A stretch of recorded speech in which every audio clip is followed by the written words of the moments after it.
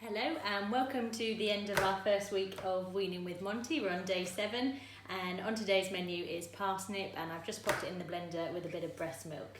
Yeah, he seems to be liking it so far. I think the carrot this week has definitely been his favourite, and tomorrow we've got peas on the menu, so looking forward to that. I did get asked a question from a friend of mine, Sophie, who's mum to Hugo, who's just a day older than Monty, and she asked me a really good question actually about puddings and when we should be giving puddings and if we should be giving something sweet after a meal. And I think she meant something along the lines of sort of yoghurt or fruit after a meal, and that's a really good question, something that I haven't talked about before really.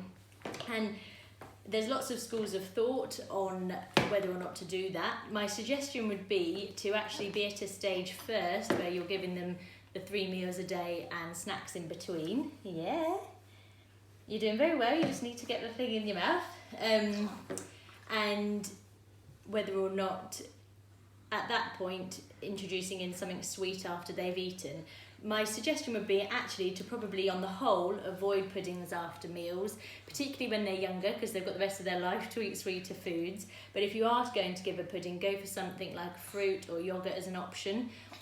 Bearing in mind little ones particularly don't need more than about 2 to 3 portions of fruit a day. And yoghurt wise, rather than maybe going for some of the sort of kid versions of yogurts, try and opt for ones with a bit of lower sugar in there. So you could actually just decant some Greek yogurt into smaller pots. You could use the Nom Nom products that I've spoken about before on our page, where you can decant it, which is not only cheaper, but it means it lasts longer as well.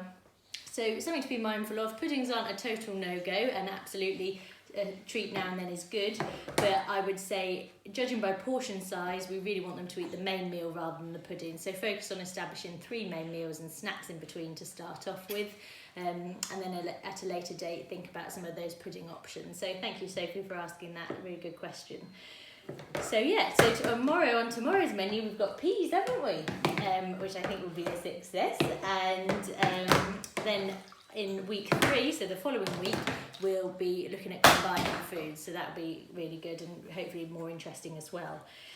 Just to let you know as well, we have now got a YouTube channel, so lots of these videos and more are on there as well, which you can access. And as ever, any questions, get in touch with latchtoladle.com.